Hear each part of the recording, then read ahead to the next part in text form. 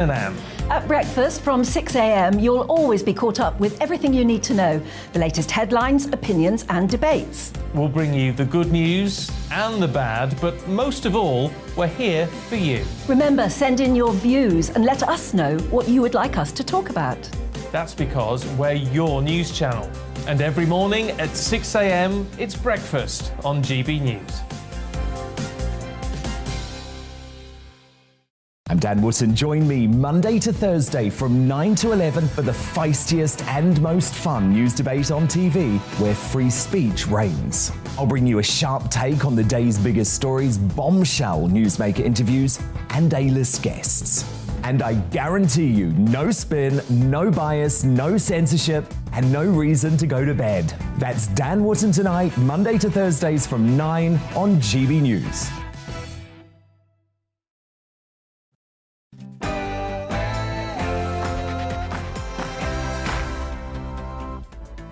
Hello and welcome to Real Britain with me, Emily Carver, on your TV, radio and online. Today we'll be getting stuck into the rail strikes. More than 45,000 rail workers are striking over pay and conditions. The RMT's ringleader, Mick Lynch, is threatening more. Of course he is. The supermarket Iceland has this week launched its food club, a buy now, pay later scheme. But is it a responsible way to help people as the cost of essentials spiral? And I'll be joined in the studio throughout the show by London Assembly member Sean Bailey. But first, it's the news with the lovely Tatiana Sanchez.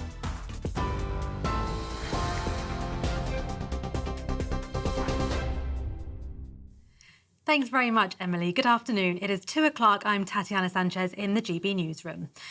The travel disruption continues on mainline trains today as union members from 18 train companies walk out. The network is said to be running, with some parts of the country having no trains running at all. Some train services will also be affected on Sunday by the aftermath of today's strike action, while yesterday saw little to no services running on the London Tube, while most bus services across west and southwest of the capital were also cancelled. P&O Ferries will not face criminal proceedings over its handling in firing almost 800 workers earlier this year. That's according to the Insolvency Service. The firm sparked backlash after it sacked staff without notice in March, replacing them with agency workers. Business Secretary Kwasi Kwarteng asked the Insolvency Service to carry out an urgent inquiry into whether the law had been broken. There are no outstanding criminal proceedings, but a civil investigation is ongoing. Dockers are due to strike at the port of Felixstowe, the UK's largest container shipping port, tomorrow. The strike, which is over workers' pay, is due to last 8 days.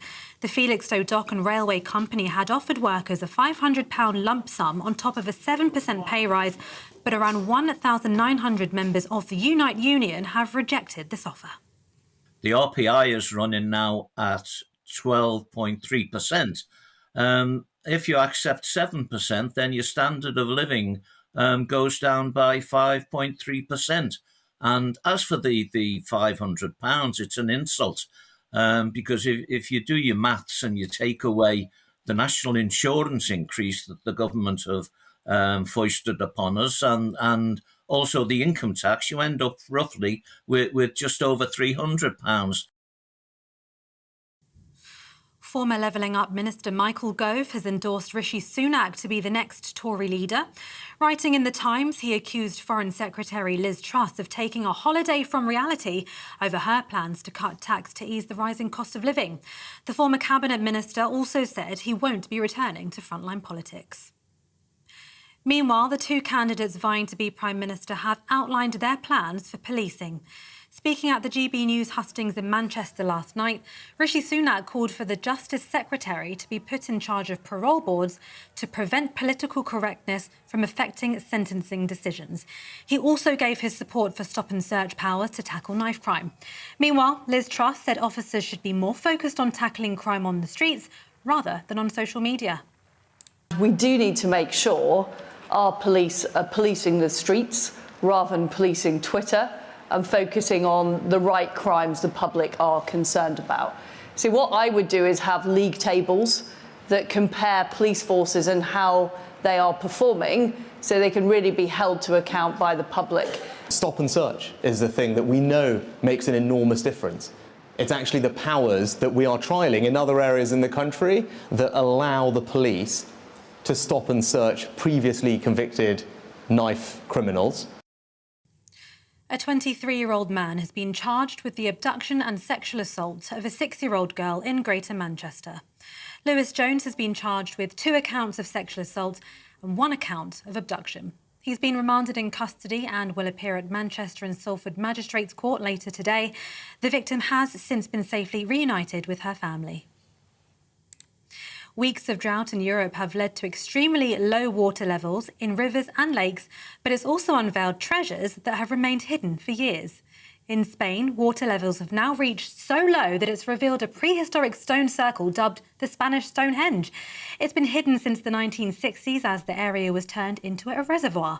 Meanwhile, in Serbia, the river Danube has fallen to one of its lowest levels in almost a century and exposes the hulks of more than 20 German warships that were sunk during the Second World War. This is GB News. We'll bring you more news as it happens. Now it's back to Real Britain with the beautiful Emily Carver.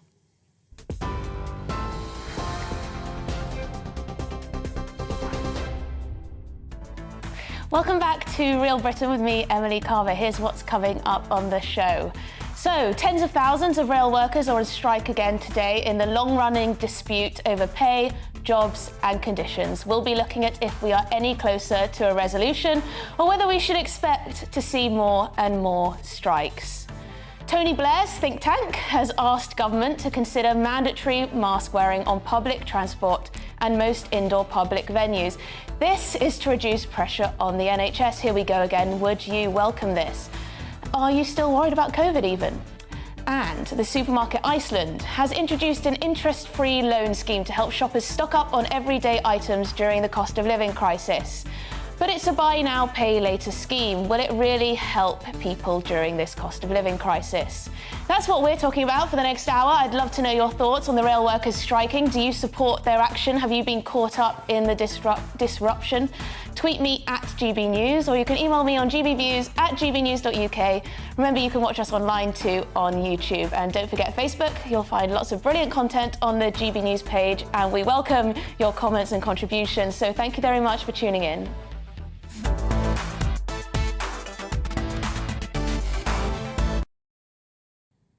Now, we are a sick, sick nation, quite literally. New figures released about the amount of excess deaths since lockdown, plus the millions of people waiting for medical care, are shocking.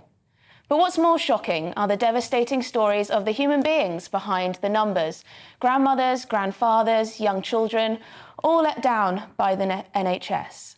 The NHS has gone from being the National Health Service to the No Help Service.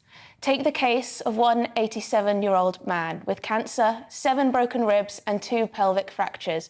Can you imagine the agony he must have been in? He was forced to cling to life for 15 hours before the ambulance finally arrived. His family had to build a makeshift shelter to protect him from the elements. And then there's a 90-year-old woman, Daphne Sims, who was forced to wait 40 hours for an ambulance after a fall. That's nearly 2 days. Then, after all that, she spent the night in the back of the ambulance because there were no beds available. South Western Ambulance Service NHS Foundation Trust has said it is sorry for its response time to both incidents and that they are sorry and upset that they weren't able to provide Miss Sims with the timely response and care that she needed. Our ambulance clinicians, they say, strive every day to give their best to their patients. But sorry isn't enough, is it? Now, you won't believe what the NHS are about to do next. It is reportedly about to launch a COVID-style campaign once again, that will urge Brits to avoid A&E and to only dial 999 if absolutely necessary this winter. What an absolute farce. What will this kind of messaging actually do? Will an elderly woman freezing in her home think twice about calling an ambulance for fear of putting too much strain on the health service? Too concerned by wasting the time of doctors and nurses? How many times do you hear elderly relatives say, "Oh, I don't want to be a burden," when in reality they seriously need help? There are currently 6.7 million people waiting to start treatment. It's predicted that this could reach 14 million people by next autumn, 14 million, increasing by an estimated 150,000 people every month. It's shocking stuff. And let's get one thing straight.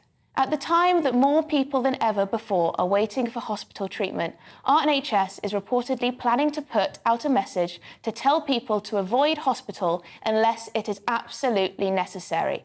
Unbelievable. And let's not forget, it was this kind of messaging that got us into this mess to begin with. The government pumped out the message, stay home, protect the NHS.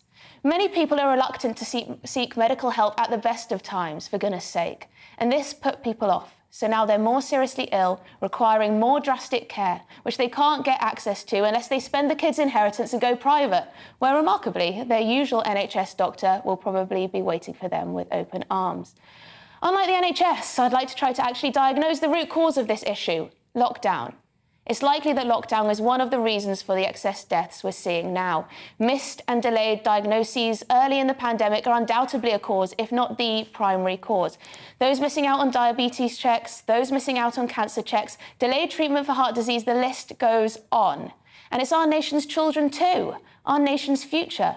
The Department of Education found that the number of children needing support at school because of emotional or mental health issues has shot up by almost a third since the pandemic began, with more than 128,000 11 to 16-year-olds receiving support for social, emotional or mental health problems.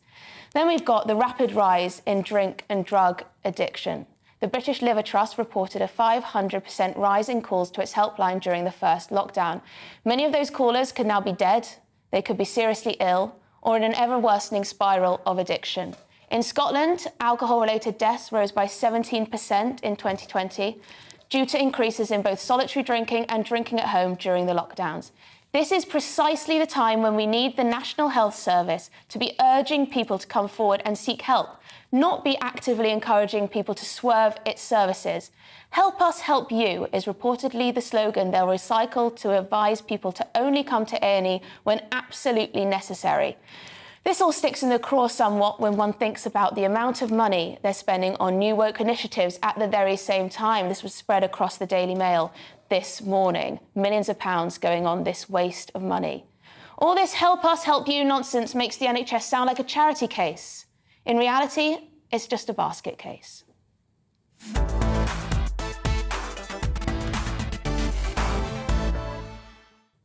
So let me know what you think. Have you experienced the NHS waiting times? Do you have family, friends who are still on those waiting lists, waiting for what should be normal treatment, normal surgeries, normal care? Are they waiting to get on a GP's waiting list even? It seems even impossible to get those at the moment. Let me know. Please do contact us at GBNews on Twitter and at gbnews@gbviews.uk. So now moving on. Strikes and more strikes. It seems that with each passing day, another union threatens to launch industrial action if employers don't cough up a bigger pay rise. It's expected that more than 45,000 rail workers are striking today. At the same time, Mick Lynch, chief of the RMT, is warning of even more strikes if he doesn't get his way, while accusing the government of being militant in all this. He claims that the public is right behind the cause. But are the unions overplaying their hand now? Or is the government to blame, as they say? So to discuss this, I'm delighted to be joined by Rob Williams, who himself is a trade unionist and industrial organiser for the Socialist Party. I'm also joined by Liberal Democrat MP Christine Jardine and my in-studio guest, London Assembly member Sean Bailey. Thank you all for joining me. Rob, you were at the strikes today. What was the mood like? Very determined, and more than that, the support of the public was absolutely fantastic. I was also on a demonstration against bus cuts and walked through central London. The response is fantastic because people know that they're in a crisis. You've just reported yourself the cost of living crisis that is taking place. And what do workers do? You've just reported that P&O sacked 800 workers illegally. So workers can't rely on, a benevolent employer. This Tory government turned a blind eye to what happened in P&O. Those workers have been sacked. They can only rely on their industrial power, and that's what increasing numbers of workers are doing. They're absolutely right to do so. and they are getting fantastic support in doing that as well. Rob, the vast majority of people in this country don't belong to unions. They can't just walk out of a job, strike, give it up for the day, and then expect to racketeer pay rises out of the taxpayer. That's not how life works for the vast majority of people in this country. Are you worried that people may start to lose sympathy? You know, there's been polling that showed there is some public support for these strikes because of the cost of living. But do you think they might lose that? Because it seems to me that Mick Lynch and the like aren't willing to compromise. Do you honestly think that the rail workers who were taking action, do you honestly think the Royal Mail workers who were going into action, the dockers down in Felixstowe, do you honestly think the workers like giving up a day's pay or, you know, a few days' pay to go on strike? It's the last thing they want to do. And when you talk about racket, I tell you what a racket is the absolute subsidies we've given to private owners of the railways, of the energy companies. 2/3 of Tory voters support the renationalisation of the energy companies. That is the racket that is taking place at the moment. Now, Rob, before I get Christine... Okay, just finish very quickly. 75,000 Amazon workers in this country, they walked out in the last couple of weeks because they were offered a 35 pence an hour pay rise. Actually, workers who aren't in the unions are looking to the unions and are adopting the methods of the unions against these employers who are putting poverty on them, because cost of living's going through the roof. I think you start losing people, because it seems to me, now be honest here, do you want the entire public sector to go on strike in order to bring this Tory government down? Go on, be honest. That is the end goal, is it not? You're part of the Socialist Workers' Party. Is that not the goal? Sorry, Socialist Party. I'm in a Socialist Party. No, Socialist Party, sorry. There are very many Socialist parties. Let me just finish this. Workers are suffering. You were reporting it yourself. Workers are suffering the worst cost of living squeeze for generations. This government is not going to give them a pay rise that keeps pace, if you like, with the cost of it. That means the workers are suffering at the moment. You yourself are reporting it. Now, Rob, I have to get in Christine now. You've spoken a lot. Christine, now, I don't know if you've seen, but Grant Shapps has written to Mick Lynch today. He's said once again that the pay offer of 8% over 2 years, it's not being offered to the members, and that is a problem because many of them would go with it. What do you think, Christine? I don't know whether they would go with it or not. That's a decision for the members. But what I would say is that while I will always defend the right for anyone to go on strike and the right to strike, this is not the time. And the public will begin to withdraw the support, because what is often forgotten when you talk about strikes is everybody talks about the unions and the government and the argument between the two, but it actually affects the public. It affects those who are not at work because they're on strike, and it affects the public. Now, people have been driven by this government and its mishandling of the cost of living crisis. They've been driven to the end of their patience, and that is what we are seeing with the strikes. But it's not the right time, because at the moment we're in what for me is a national emergency, this cost of living crisis, and people are worried about how they're going to pay their bills, and they will lose, I think, they will lose faith in the unions if they think that they're just part of a political argument at a time when we are all struggling. Now, I think that the reason for this problem lies with the government. The responsibility lies with the government, and it's time that we had a solution. And I would like both sides to get round the tables, because I know that, life has been incredibly tough for a lot of people who have been working on the front line of the pandemic and the cost of living crisis for the past 2.5, nearly 3 years now. But strikes are not going to solve it, and getting in a political argument between the unions and the government is not the way to move ahead. We need everyone round the table, and we need the government, the zombie government, which all seems to have gone on holiday and is completely absent from national life at the moment. We need them to come back and fix this. But Sean, I mean, Christine makes a good point there, but it doesn't seem to me that the RMT and some of the trade union bosses really want to necessarily get round the table. And of course, the government is going to say that it's up to the network operators and the rail companies to do the bidding for themselves rather than for the government to constantly be getting involved in. I mean, what do you make of that, Sean? I think the point here is this: the way the trade unions will ultimately lose is because they forget the government has no money. This money comes from the public, and there's people outside of the public sector who've taken a real hit and have to face the economy as it is, who pay the bill, who cannot go on strike, who cannot make ends meet and have to accept the fact that their standard of living is going down. And I spoke to someone on a train this morning who was very upset and said that he'd had to take a cut in the hours he works, he has less money to bring home. So why should someone in the public sector who earns more than him, and he was factoring in pensions, he was saying if you get a pension, which he had to do privately at his level of income, you'd never match what someone in the public sector is going to get. So why should the public sector be insulated from the realities of the economy, and he is not? And that's a kind of long-term question I think the unions will falter on. And ultimately, because of the unions' high level of political activity, because I do think unions are right to represent workers,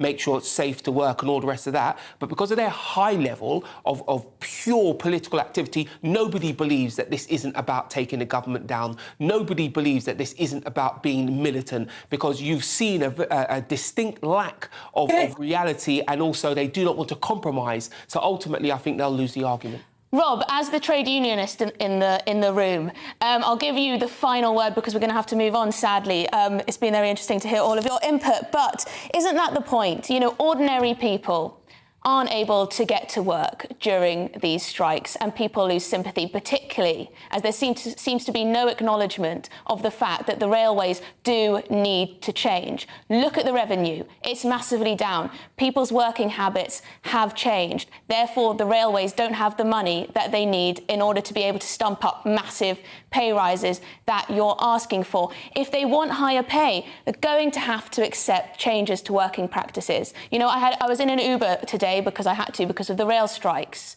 You know, he's sick of this. He worked for the tube and he's sick of it. He said, you know, the drivers are sat there, you know, on really good money, and yet they're still striking. Well, let's make it absolutely clear. You mentioned the word racket earlier. The railways have been plundered by Tory governments, successive governments, given to private owners. They should be renationalised. You know, let's remember, we used to own the railways. They used to be publicly owned, and they should be again. You know, the reality is that it's not about losing support. What we have in this country is workers who are under the cosh from this Tory government, from their employers, and they are looking at the unions, and they are looking at the unions. They are looking at the unions and saying, "Thank God, someone's fighting." I make it clear. Rob. I'm just going to let Christine have one final word because we have to move on to the news. But Christine, will you just give your view on what the solution possibly could be beyond getting around the table? Will that actually work? It has to work. There is no option but to get around the table and make it work, because people have been through 2 years of hell and are finding their cost of living squeezed, now are unable to get to work, get their kids to school, visit their parents in care homes. And that is not good enough. This is not the time for a strike, and this is not the time for the Conservatives to be making a political argument which affects people who've already been through enough. There is no option but to get round the table and get a solution. And if that means the unions have to compromise and the government has to compromise, then so be it, because people want to get to work, their kids to school, and to see their families. In those 2 years... Thank you very much, Rob.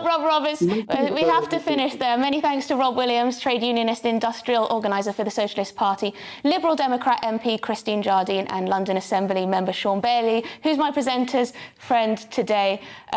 So we've got plenty more. I'm very worried about a general strike coming. Anyway, plenty more to come this afternoon on Real Britain. Next, we'll be discussing wearing face masks on public transport.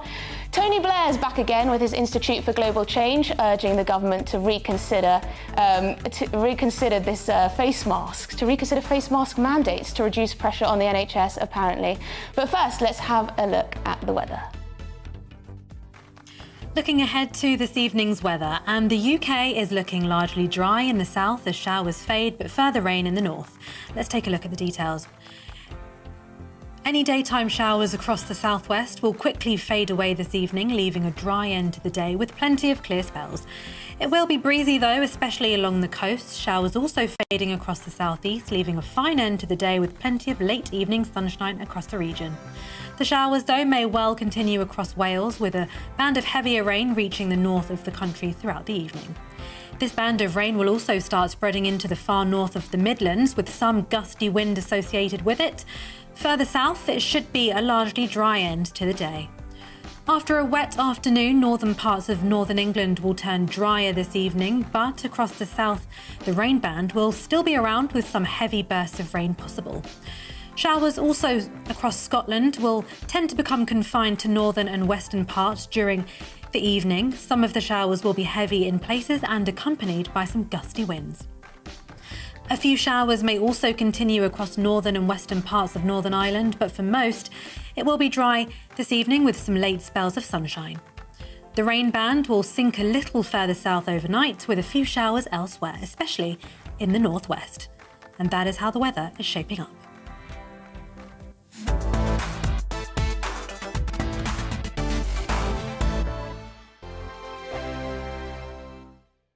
Join my show Farage, 7 p.m. till 8 p.m. Monday through Thursday, and there you will get opinion, analysis, debate, and I'll cover stories that nobody else dares to touch.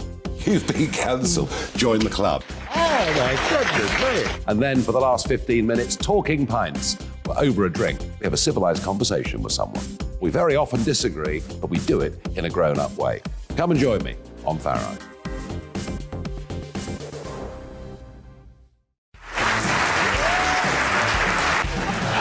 My name is Andrew Doyle. Join me every Sunday evening at 7 p.m. for Free Speech Nation.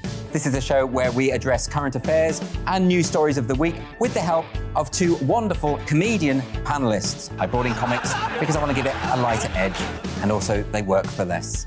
See you there.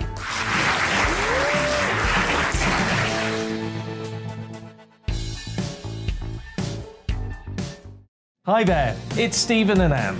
At breakfast from 6 a.m, you'll always be caught up with everything you need to know, the latest headlines, opinions and debates. We'll bring you the good news and the bad, but most of all, we're here for you. Remember, send in your views and let us know what you would like us to talk about. That's because we're your news channel. And every morning at 6 a.m, it's breakfast on GB News. I'm Dan Wootton. Join me Monday to Thursday from 9 to 11 for the feistiest and most fun news debate on TV, where free speech reigns. I'll bring you a sharp take on the day's biggest stories, bombshell newsmaker interviews, and A-list guests. And I guarantee you, no spin, no bias, no censorship, and no reason to go to bed. That's Dan Wootton tonight, Monday to Thursdays from 9 on GB News.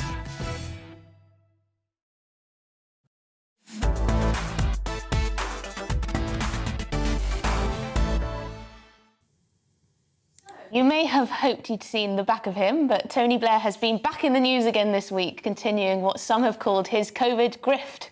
His Institute for Global Change has recommended that face masks should be made compulsory again on public transport this winter, and that all over 18s should be given booster jabs, not just the vulnerable. The Blair-faced cheek of it. So today, to comment on this is Spectator columnist Ross Clark, who joins me now to give us the lowdown. Hi Ross, thanks for joining me. So tell us more about this institute. I don't know too much about it, but it does seem to wield quite a lot of influence. Well, this is Tony Blair's grandly named Institute for Global Change, which seems to be a vehicle by which Tony Blair can carry on governing the country, or pretend he's governing the country. And as you say, this institute produced a report this week called 3 months to save the NHS, sort of rather reflective of his old election slogan, 24 hours to save the NHS, if you remember, back in 97. He's made a number of recommendations. said the NHS is under great pressure, which we all know it is. And he said, one of the things he said, well, we should have mask mandates back on. We should be forced to wear face masks when we're on public transport and other enclosed spaces. Did face masks really make a difference last time round? I mean, this is the trouble. There's no great evidence that they had any great effect on the spread of COVID. There was a Bangladesh study which, with some villages, people were asked to wear face masks, others that they didn't wear face masks, and the researchers concluded there was a 9% fall in the number of transmitted cases of COVID. I mean, that's the best sort of study we have really on it. But 9% fall is not really all that much. Masks and booster shots for healthy 18-year-olds is hardly going to save the NHS. I mean, I did my monologue at the start of the show just on how bad the crisis is, and the NHS is already talking about, apparently it's been reported in the Telegraph that they're going to have a new sort of stay-at-home type mandate. Well, not a mandate, but, advice to people essentially to only use the NHS if they're in very, very much total need of it, which I think is quite extraordinary considering the amount of money we all pay towards it. But you say in your article, and you say something quite interesting, you say that you think he may have some form of access to what the government is already thinking. What are you saying there? Do you think there are sort of civil servants who are giving him some, information, or what are you getting at there? Well, if you remember back to the beginning of last year, it was the Tony Blair Institute which came up with this idea, well, we should increase the gap between the 2 doses of vaccine being given at the time, so we'll get more people vaccinated in a shorter time. And that policy was sort of very shortly adopted by the government, which made you wonder, well, is Tony Blair very influential? Or, on the other hand, did he have contacts sort of within government or within the NHS to know what was sort of coming? Was he sort of trying to jump in front there, but make a suggestion of something that was going to happen anyway? But it's very interesting. No, of course.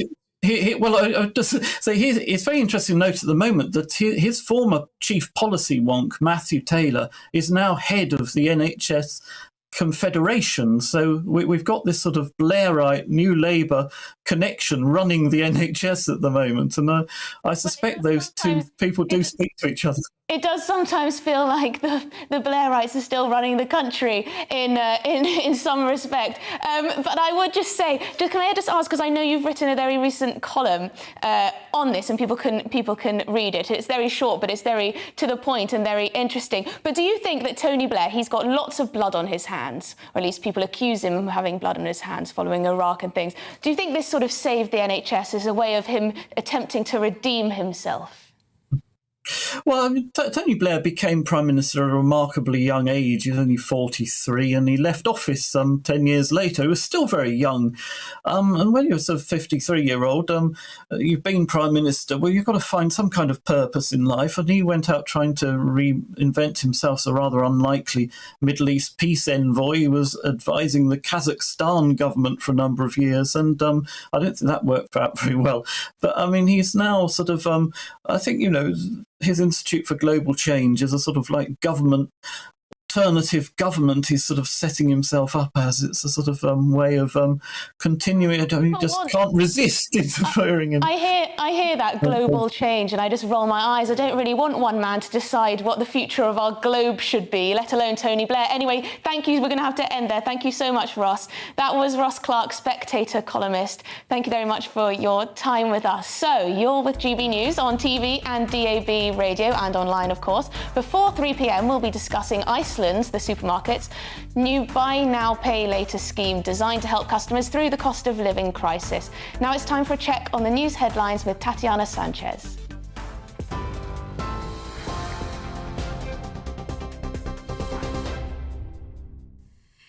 Good afternoon, it's 2:33. I'm Tatiana Sanchez in the GB newsroom.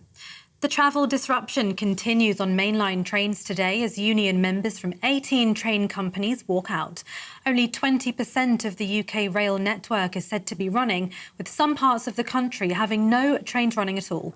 Some train services will also be affected on Sunday by the knock-on effect of today's action. P&O Ferries will not face criminal proceedings over its handling in firing almost 800 workers earlier this year. That's according to the Insolvency Service. The firm sparked backlash after it sacked staff without notice in March, replacing them with agency workers. There are no outstanding criminal proceedings, but a civil investigation is ongoing. Former Levelling Up Minister Michael Gove has endorsed Rishi Sunak to be the next Conservative leader.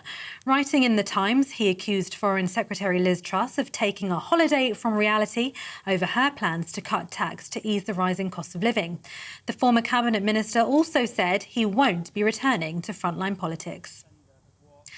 A 23-year-old man has been charged with the abduction and sexual assault of a 6-year-old girl in Greater Manchester. Lewis Jones has been charged with 2 counts of sexual assault and 1 count of abduction. He's been remanded in custody and will appear at a Manchester and Salford Magistrates' Court later today. The victim has since been safely reunited with her family. TV, online and DAB+ radio, this is GB News. Don't go anywhere. Emily Carver will be back in just a moment.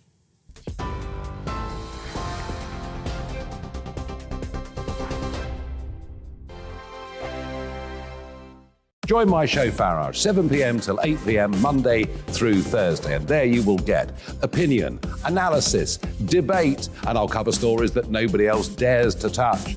You've been cancelled. Join the club.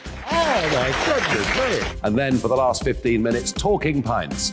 We're over a drink. We have a civilised conversation with someone. We very often disagree, but we do it in a grown-up way. Come and join me on Farage.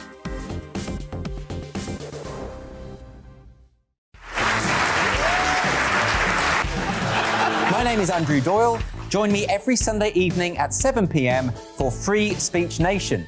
This is a show where we address current affairs and news stories of the week with the help of 2 wonderful comedian panellists. I brought in comics because I want to give it a lighter edge, and also they work for less. See you there.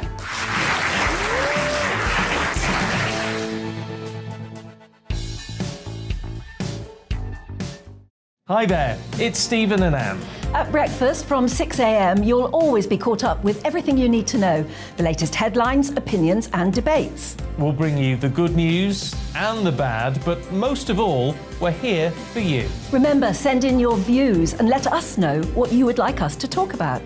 That's because we're your news channel.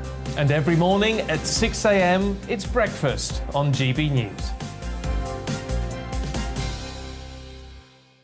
I'm Dan Wootton. Join me Monday to Thursday from 9 to 11 for the feistiest and most fun news debate on TV, where free speech reigns. I'll bring you a sharp take on the day's biggest stories, bombshell newsmaker interviews, and A-list guests. And I guarantee you, no spin, no bias, no censorship, and no reason to go to bed. That's Dan Wootton Tonight, Monday to Thursdays from 9 on GB News.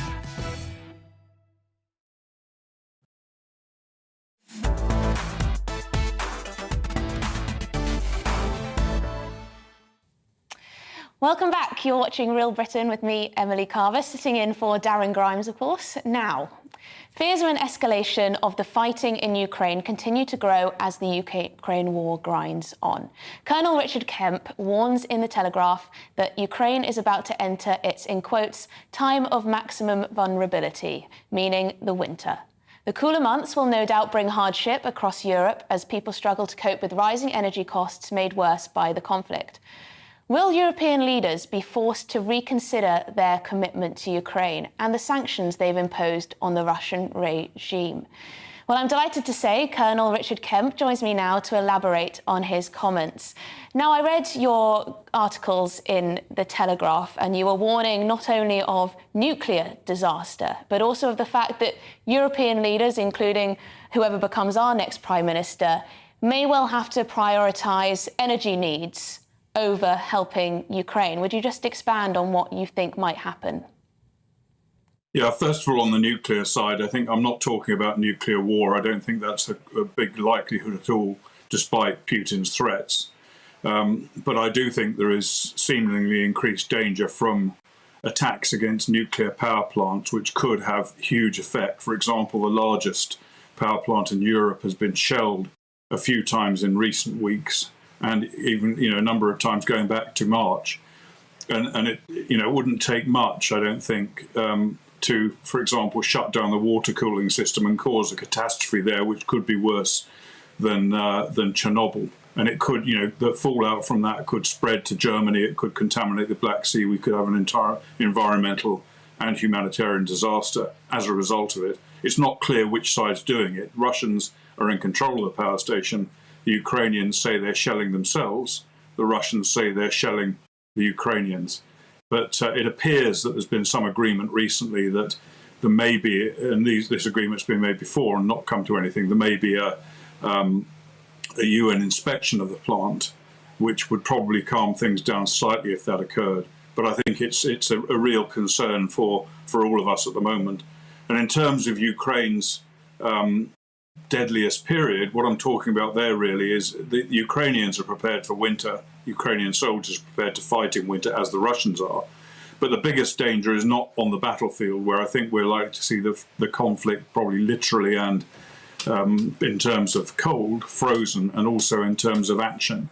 And I think even worse, strategically more significant, is that the European powers in particular, who are afraid of or are really reliant on energy from Russia, are going to be very concerned about this. They're going to want, as the winter months approach, they're going to want to find a way of accommodating with Russia, which means probably pressuring President Zelensky into having some kind of arrangement with Russia, and therefore being able to lift sanctions, which will both potentially ease the power problem and also the huge economic problems that this war's creating. So I think it's a real danger that Zelensky's going into now.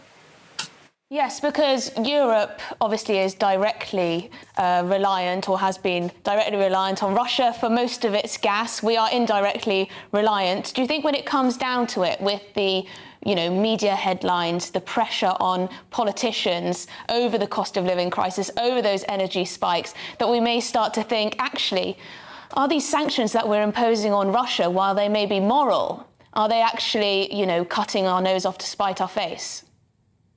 Yeah, I think there will be a lot of pressure, and there's already building pressure on that.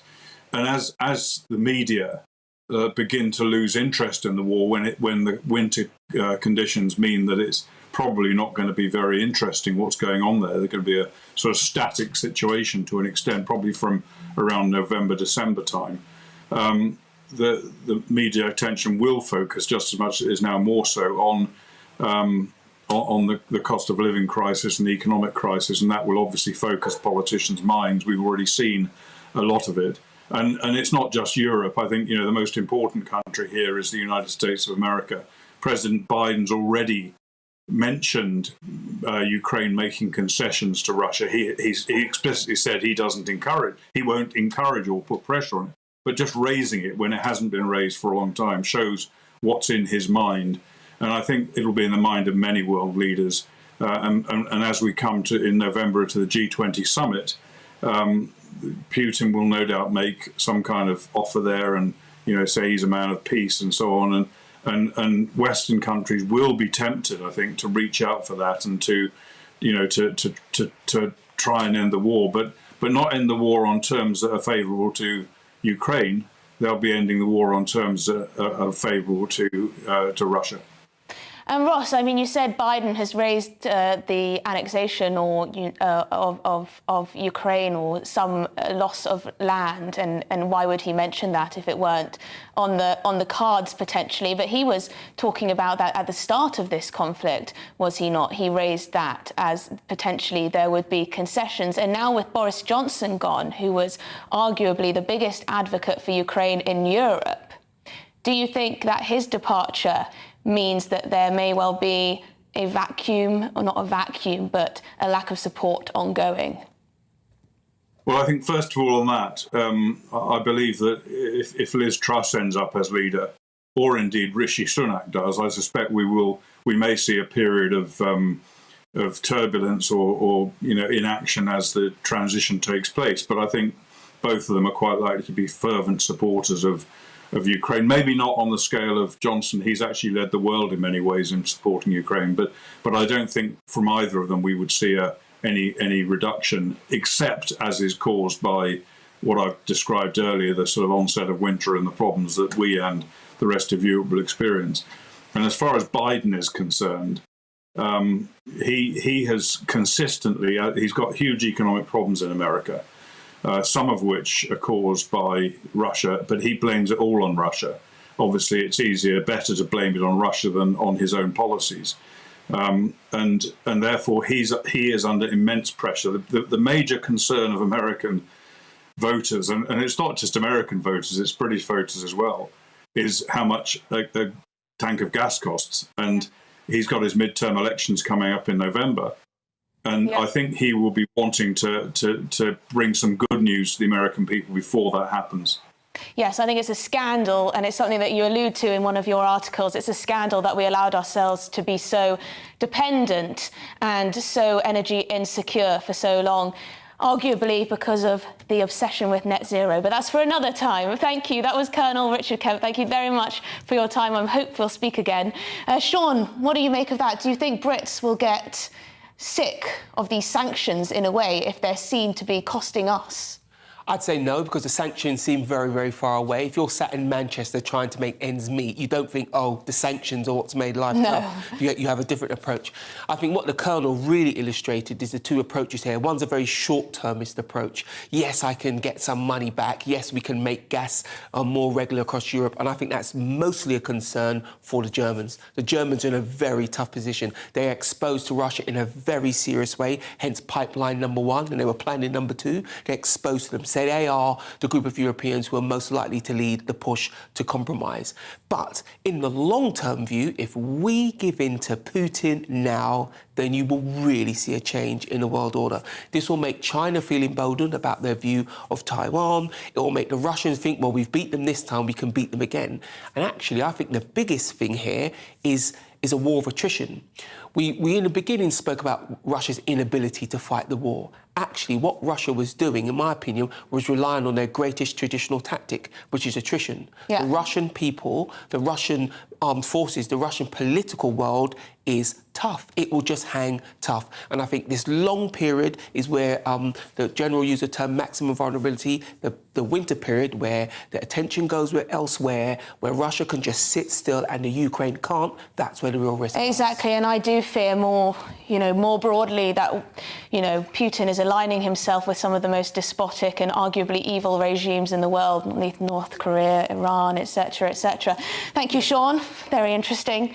Now, moving on, you may have heard about Asda's new budget range, which came under fire for shaming poor people with its neon yellow packaging. Now, supermarket chain Iceland is facing backlash for its buy now, pay later scheme. Critics, including Labour MP Stella Creasy, who you normally see with her little baby in Parliament, has said such schemes are exploiting customers, warning it will encourage those already struggling to spend beyond their means and rack up debt.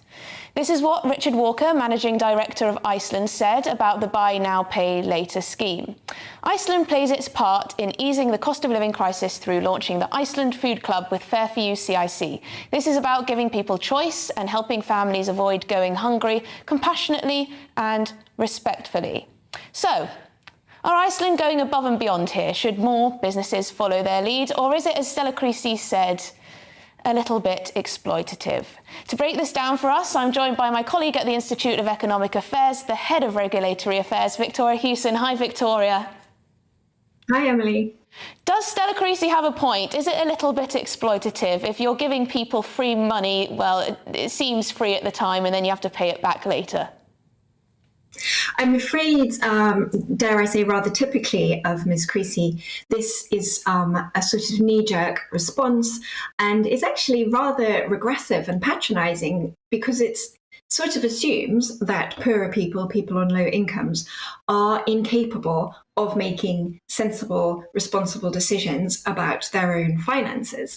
And I would say here, when you actually look at the product that Iceland had developed, they developed it in conjunction with a debt charity that is very focused on responsible lending, and in conjunction also with a reputable payments company, to make this useful product that will actually help people who are perhaps between jobs, or perhaps want to spend a bit more on food and groceries because they're in the run-up to the school holidays, or they want to have a family party. And why shouldn't people on low incomes be able to make those choices to use these kinds of products? I agree. I mean, it's pretty typical of some Labour Party MPs to infantilise people a little bit when it comes to such things. But are there some downsides to these kind of schemes? I mean, I've used them before, these buy now, pay later, when I've been doing some online shopping. And as soon as I put it on next month, I've forgotten about it, and the money comes out and I'm thinking, oh, I'd forgotten about that. That was a month ago. So it does require people to plan ahead, does it not? Otherwise, you do start incurring interest. Well, yes, it does. And as I understand it, this particular scheme has lots of safeguards in to prevent that from happening. But to be honest, Emily, that scenario that you just described is arguably part of being a grown-up in a modern society.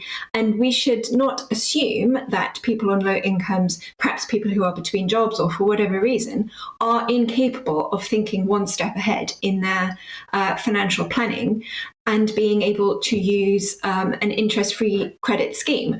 And the actual upshot of trying to crack down or over-regulate these products would be that interest-free credit and other credit products will only be available to the rich. And that doesn't really help anyone in the longer term, because it does mean that people are more susceptible to black market credit and loan sharks and the much less manageable, much less reputable payday loan type arrangements. And I'm afraid the criticisms of these very useful credit schemes will only make that more likely.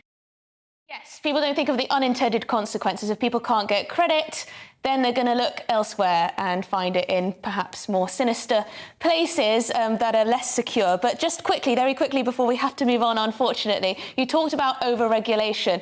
Is that coming down the way? Are the FCA looking to regulate this more? Could it be banned? Yes, they are. With the schemes that you mentioned, in particular, the ones that have become very popular in online retail like Klarna and so on, the FCA intends to regulate those. And again, I think it's a little bit patronising to think that young people aren't capable of using these schemes responsibly. And in fact, it becomes a self-fulfilling prophecy, because the more we sort of nanny people and take those decisions out of their hands and make it a sort of working assumption that you don't need to worry about any of these terms and conditions because the government's taking care of it all for you, then I'm afraid the less equipped people are to make good financial decisions and exercise their own personal responsibility.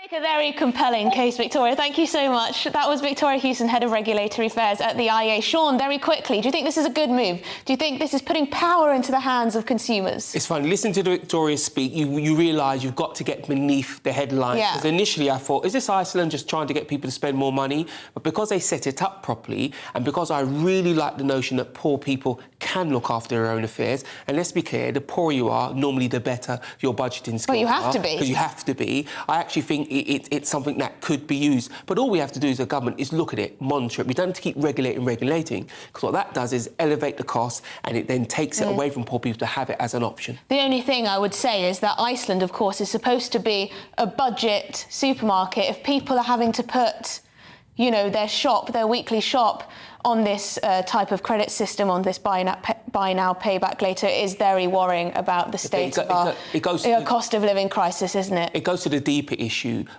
The bit I'm uncomfortable with is having to buy food on credit. I would hope that your food came out of your normal running, but that goes to how much they charge. Iceland at least can point to their history of providing quite low-cost food. That is true. So, moving on to a very different topic. The former head of the prestigious Harrow School, Barnaby Lennon, says increasing numbers of pupils from top schools like Harrow face missing out on places at Oxford and Cambridge. I know, bring out the tiny violin.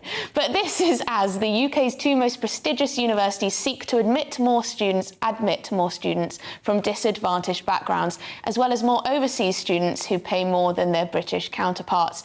Is this fair, or is this a case of blatant social engineering? To debate this, I'm joined by English student Anna McGovern and prospective politics and international relations student Jude. You're a prospective student, Jude. Have you got your place? I do, yes, I do. Congratulations, that's very good. So, Anna, what do you think? Do you think places like Oxford and Cambridge should be prioritising poorer kids over those that went to places like Eton and Harrow? I don't think that entry to university should become a postcode lottery, because I think we're seeing this so much more often. And I believe Oxford said that they're actually going to aim to have 25% of students from state school backgrounds, if I'm correct. And I think especially it should be all about your attainment. It shouldn't be based on who you are or where you came from. And especially for courses such as Oxbridge, you want to make sure that you're actually able to keep up to the standards, and they are very rigorous standards that they have there, to be able to do the course. I don't think it should be based on, your background necessarily. It should be based on your attainment when it comes to, your studies and when you do your exams. So it should be the best students getting those places no matter where you come from.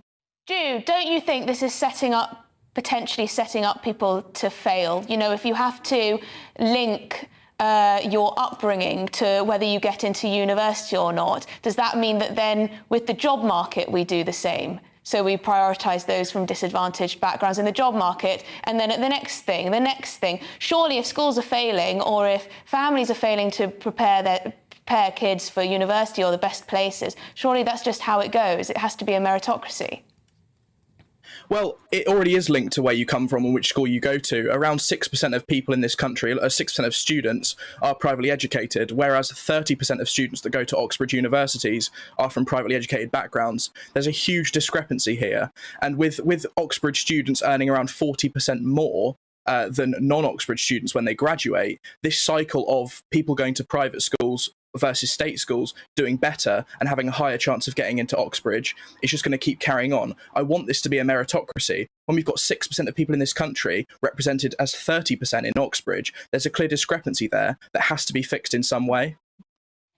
Anna, so if you were deciding between two students and one of them went to an inner city comprehensive that had average grades that were pretty poor, and one of them went to Eton, do you think it would be fair to choose the one from the poorer background on the basis that they probably had to work harder, arguably, to get to that position? I completely disagree. I think it should be, again, based on your grade attainment and how you do. Same grades, Anna. If they had the same grades. If they had the same grades, I think because there's a lot of processes that come into like the university application process. I think obviously, especially with Oxbridge, there are interviews that take place as well. It's not just based on your grades. So the interview performance will also come into play when they're making that decision. And at the end of the day, with Oxbridge, they're already doing so many schemes to help state school students get to those places. And at the end of the day, whether you come from a private school or a state school background, it should be based on your attainment and who is the best, who's the best for that position, who's the best for that place at the university. I think that's what it should come down to. Jude, I'll let you come back on Anna just to finish. I think when the school you went to is pretty much directly the reason to get into a certain university, when you're coming from a working class background, you'll have less access to tutors.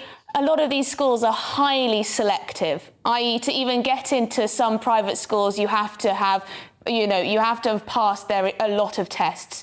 You're likely to be of a very high ability. So we have to recognise that, Jude. With those cases, you still have, if you are well off, you still have access to tutors, you still got access to better resources. There's still a huge discrepancy even before you've taken the exam. When I did the 11+ exam, I passed, but I didn't have any of the tutors that a lot of my friends did. So there's, there is still a meritocracy at play. But I think with getting to a private school, there is the entrance exam, but there is also the money that you need to get there. There's also the fact that you have better access to resources and tutors, which is going to bump up your attainment. This attainment isn't just based on the person's effort. It's also based on the place they come from, the schools they went to. This is clearly seen in the data. And I think if we ignore it, then the gap between funding and the gap between attainment is just going to get bigger and bigger. And shaking her head, but thank you both for joining me. That was Anna McGovern and Jude Lavos there, two students, one prospective and one just finished, I think, or is currently there. Anyway, you're watching Real Britain with me, Emily Carver, standing in for Darren Grimes. But now it's time for a short break.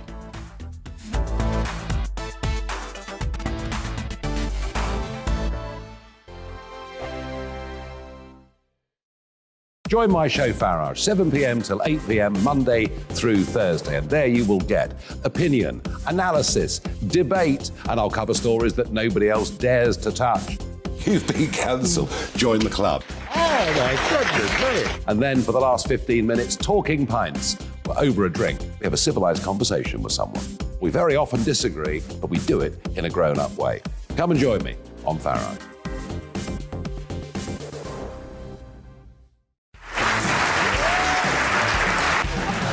My name is Andrew Doyle.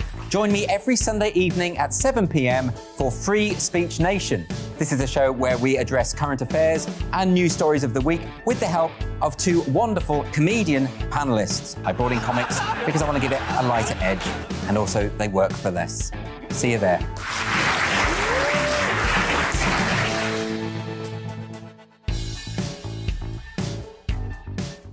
Hi there, it's Stephen and Anne. At breakfast from 6 a.m, you'll always be caught up with everything you need to know, the latest headlines, opinions and debates. We'll bring you the good news and the bad, but most of all, we're here for you. Remember, send in your views and let us know what you would like us to talk about. That's because we're your news channel. And every morning at 6 a.m, it's breakfast on GBNews. I'm Dan Wootton. Join me Monday to Thursday from 9 to 11 for the feistiest and most fun news debate on TV, where free speech reigns. I'll bring you a sharp take on the day's biggest stories, bombshell newsmaker interviews, and A-list guests. And I guarantee you, no spin, no bias, no censorship, and no reason to go to bed. That's Dan Wootton tonight, Monday to Thursdays from 9 on GB News.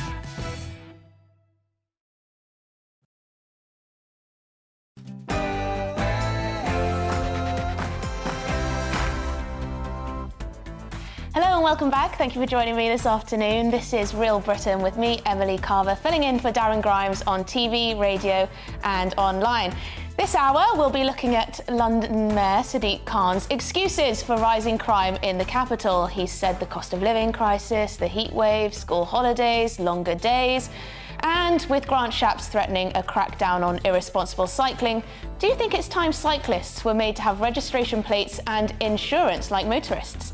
London Assembly member Sean Bailey will be with me in the studio for the next hour to weigh in on all of that. But first, it's the news with the lovely Tatiana Sanchez.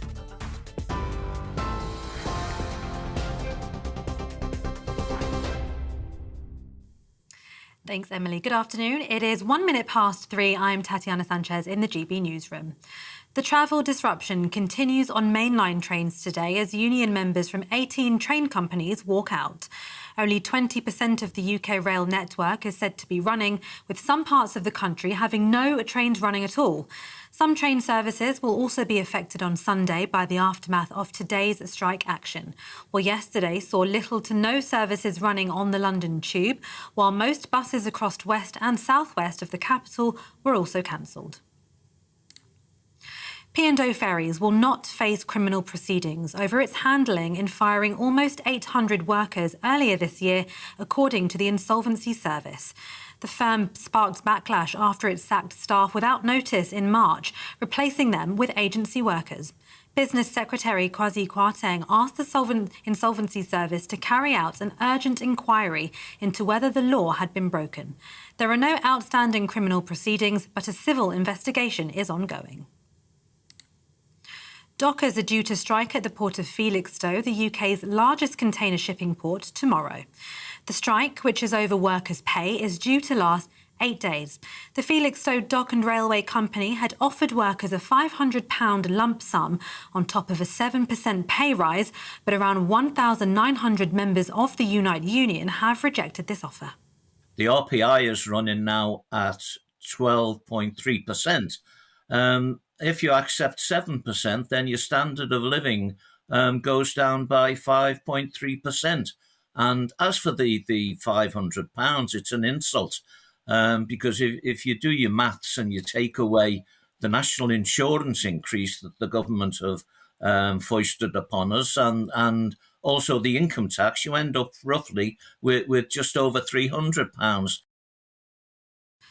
Former Levelling Up Minister Michael Gove has endorsed Rishi Sunak to be the next Tory leader. Writing in The Times, he accused Foreign Secretary Liz Truss of taking a holiday from reality over her plans to cut tax to ease the rising cost of living. The former cabinet minister also said he won't be returning to frontline politics. Former Chancellor Rishi Sunak says he would ban new smart motorways to end what he calls a war on motorists. He described them as unsafe and plans to stop them being made while improving existing roads.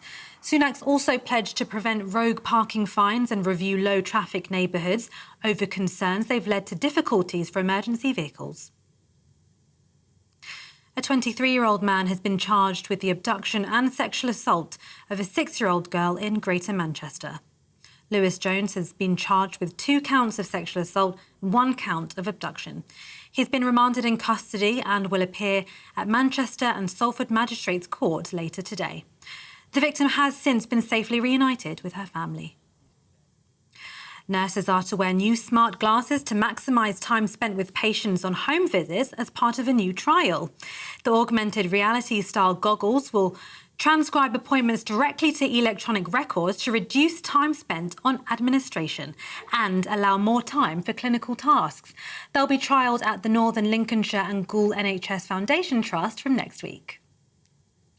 This is GB News. We'll bring you more news as it happens. Now it's back to The Real Great Britain with Emily Carver.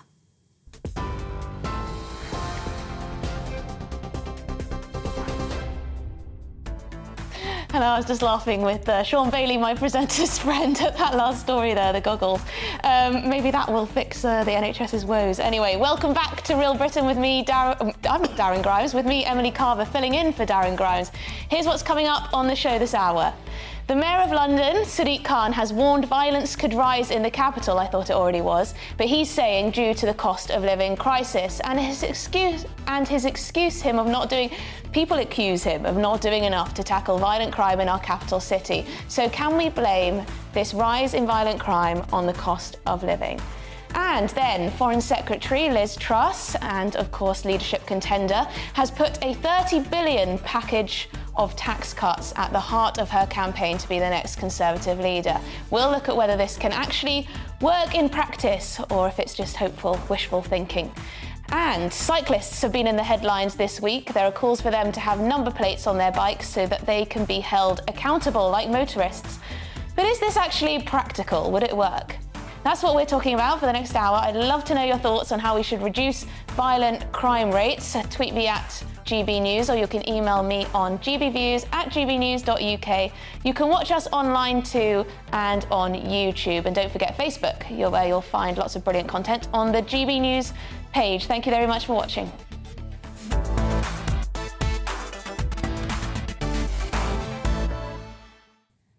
So, the Mayor of London, he's always full of excuses, Sadiq Khan, has partly blamed the cost of living crisis for the recent spate of violent crime in the capital. He's also blamed the heat wave. He's also blamed longer days, i.e. the sun being out for longer, school holidays, etc., etc.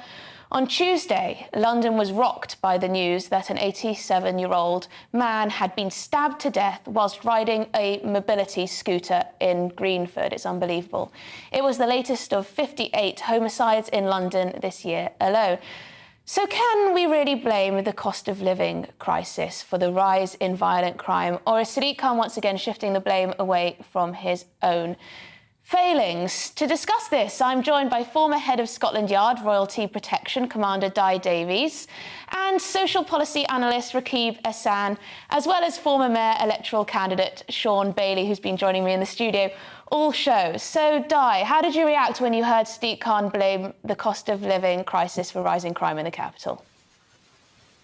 Well, as you've said, there's always excuses. What I'd much rather see are action. There needs to be a clarity of direction and vision, both from the mayor and the new commissioner.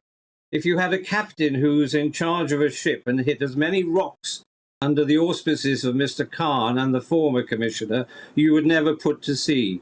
There needs to be a radical reform of some areas of the Metropolitan Police and the criminal justice system, which oversees a large number of young men, some women under 18, not being dealt with properly. And there is a huge range of reasons why that is and why some youngsters are drawn to violence.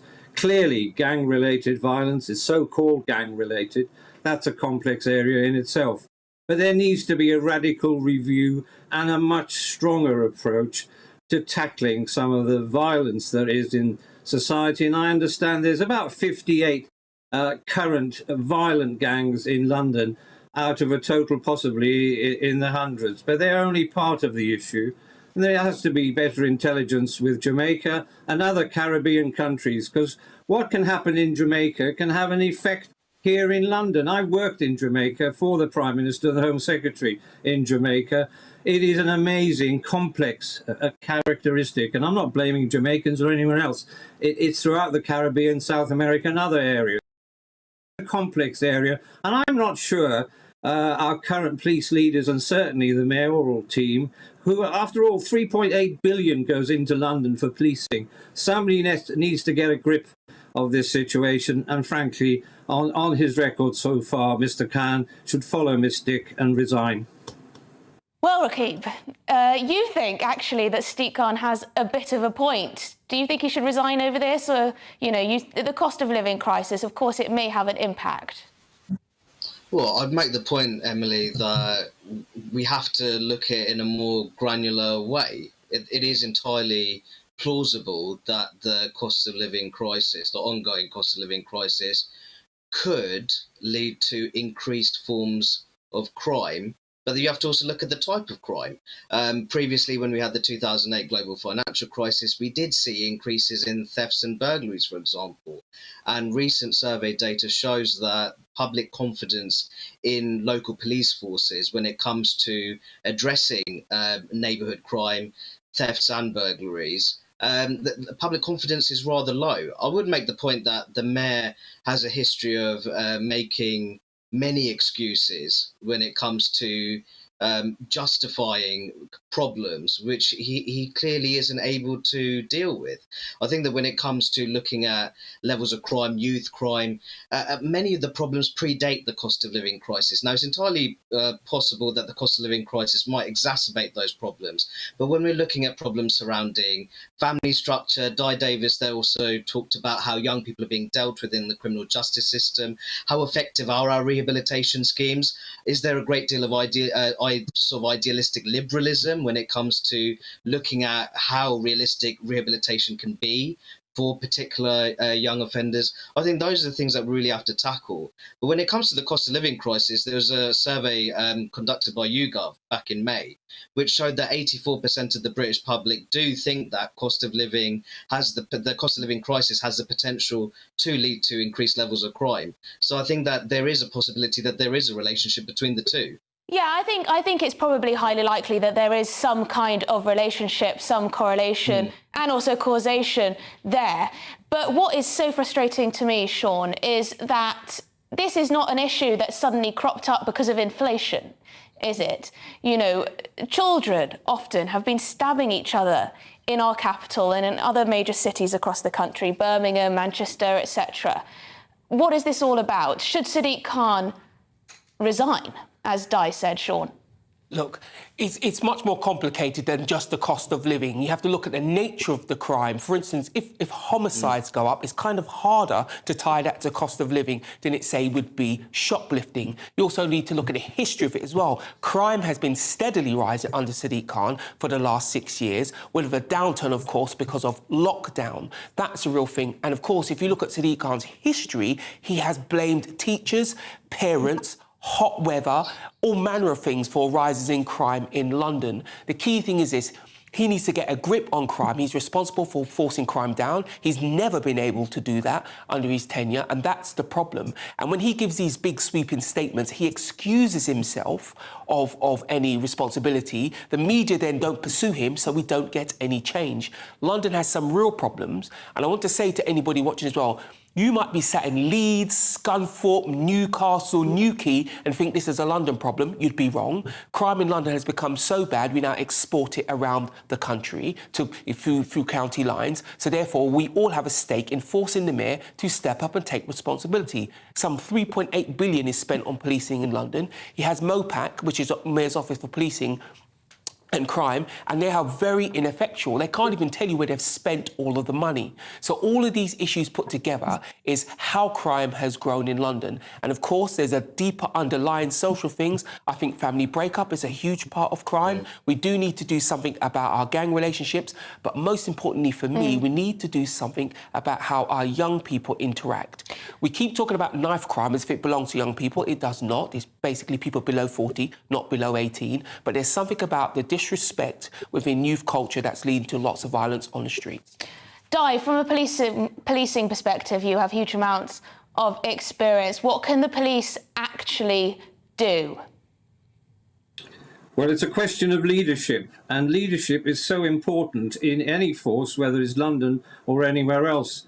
We've got a new HMI who's talking the kind of language I like, where he's going to make demands on chief constables and hopefully the commissioner to actually get their houses in order. For the first time, I've been involved in this for over half a century, first time ever, the Met are in special measures. I'm so proud to have been a good cop in London. I was a street cop. You try and put me behind a desk, it was a hell of a job. And I believed in tackling firmly and fairly those who cause. So good intelligence, both here and throughout the country.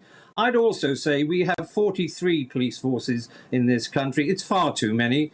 The Met are responsible for national organisations also. We need to look at whether we can bring it back to local policing in a far better structured way. But unless you hold the police to account, they will carry on. And I'm sorry, the new commissioner's got a hell of a job, but saying we're going to have new uniforms doesn't form one of my key areas. I want to see good intelligence, not picking on somebody because of their colour, but picking on them because they are criminals and the intelligence tells you. And that intelligence need to be relooked at. The matrix system in itself, some would say, is discriminatory. It has to be relooked at. We need fresh breath, and I wish I was young enough to come back and get a grip of crime in London, but I'm too old now. One thing before I have to read out the Mayor's comments, I have to do that. Are some police officers afraid to go into parts of our country? Are there no-go areas in this country for police where the risks are actually so high of them being assaulted that they're actually fearful? Very quickly. Oh, is Di there? I really want to know the answer to that. Anyway. I'd give you the answer, Emily. The answer currently is no, but we're at a tipping point. It could happen that way. We had an incident in Brixton where the police were held out from investigating something by the community for underrepresented. We've got Di. Did you hear my question? Are the police afraid of some no-go areas? Well, I'm sorry, I'm in sunny Devon, far away from any kind of issues. No, I don't think so. I would hope not. Before I was in charge of royalty, I went to the Territorial Support Group. I can assure you, when I was in charge of them, there were no areas we would not go into, and there wouldn't be any areas now if I was in charge. I'm not so sure. Rakib, just to finish, family breakdown. Sean mentioned it earlier. A lot of these kids who end up with knives in their hands, who end up committing violent crime, come from broken families. How much of an issue is that? Well, I think that it's very interesting that David Lammy, for example, right at the moment, he is the identitarian in chief. But when I was growing up, he was one of my political heroes, because he actually came out with a statement and said that much of the knife crime that was taking place in London was down to fatherlessness, which is remarkable. I would never see David Lammy making that kind of statement now. And Sean is absolutely correct. I think we need to really look at the family structure. What are the kind of values which are being cultivated in the household? You know, the extent to which communities have responsible male role models that are able to, cultivate a strong reputation for themselves through legitimate means. That when we're looking at the sort of longer term objectives in terms of tackling crime, I think those are the kind of things that we really need to be talking about. Yeah, now let me just read to you all what the Mayor of London, Sadiq Khan, said. I am concerned about a potential increase in violence this summer as the cost of living crisis deepens and threatens to reverse the progress we have made in tackling violent crime. Violence, like poverty, is not inevitable, and the government must now do much more to show it shares my commitment to building a fairer, safer London for all. There he is, passing the buck again. Well, thank you very much to my panel. Now, plenty more to come this afternoon on Real Britain. Next, after last night's GB News Conservative hustings, we'll be discussing Foreign Secretary Liz Truss's tax plans. Michael Gove has branded her as taking a holiday from reality as he endorses Rishi Sunak for Prime Minister. Do you think our country can lower taxes at this point? But first, let's have a look at the weather. Looking ahead to this evening's weather, and the UK is looking largely dry in the south as showers fade, but further rain in the north. Let's take a look at the details. Any daytime showers across the southwest will quickly fade away this evening, leaving a dry end to the day with plenty of clear spells. It will be breezy though, especially along the coast. Showers also fading across the southeast, leaving a fine end to the day with plenty of late evening sunshine across the region. The showers, though, may well continue across Wales, with a band of heavier rain reaching the north of the country throughout the evening. This band of rain will also start spreading into the far north of the Midlands, with some gusty wind associated with it. Further south, a largely dry end to the day. After a wet afternoon, northern parts of northern England will turn drier this evening, but across the south, the rain band will still be around with some heavy bursts of rain possible. Showers also across Scotland will tend to become confined to northern and western parts during the evening. Some of the showers will be heavy in places and accompanied by some gusty winds. A few showers may also continue across northern and western parts of Northern Ireland, but for most, it will be dry this evening with some late spells of sunshine. The rain band will sink a little further south overnight, with a few showers elsewhere, especially in the northwest. And that is how the weather is shaping up.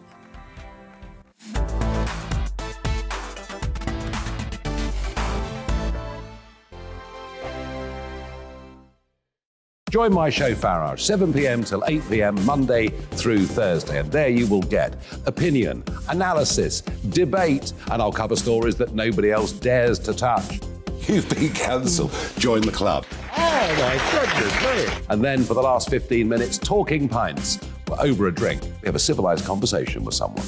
We very often disagree, but we do it in a grown-up way. Come and join me on Farage.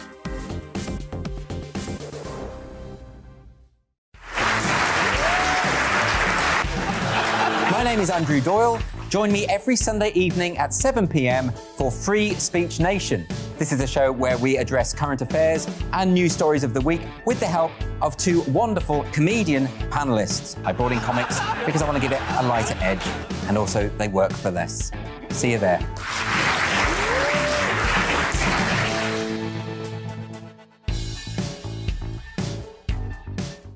Hi there, it's Stephen and Anne.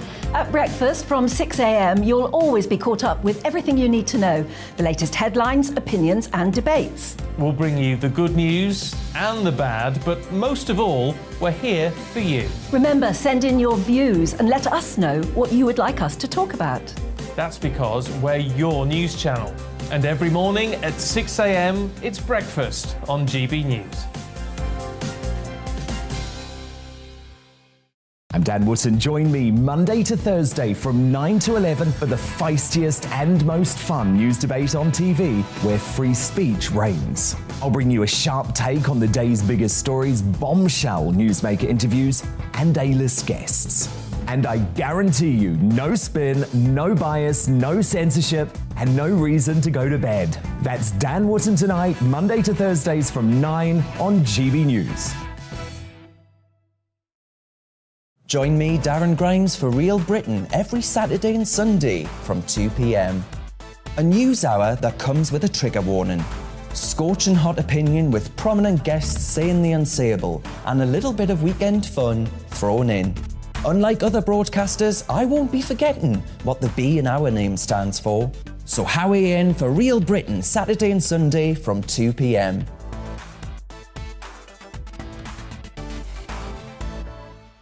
Hello, I'm Michelle Dewberry and you can join me every weekday 6 till 7 on Jubes and Kerr. Me and my panel will get stuck right into the day's events and I can tell you, in fact, I can warn you, expect some robust debates, some strong opinions and perspectives from both sides of the fence. It's about you at home as well. I love to read out all of your comments, or at least as many as I can. So join me, Michelle Dewberry, Monday to Friday, 6 till 7 on Jubes and Kerr.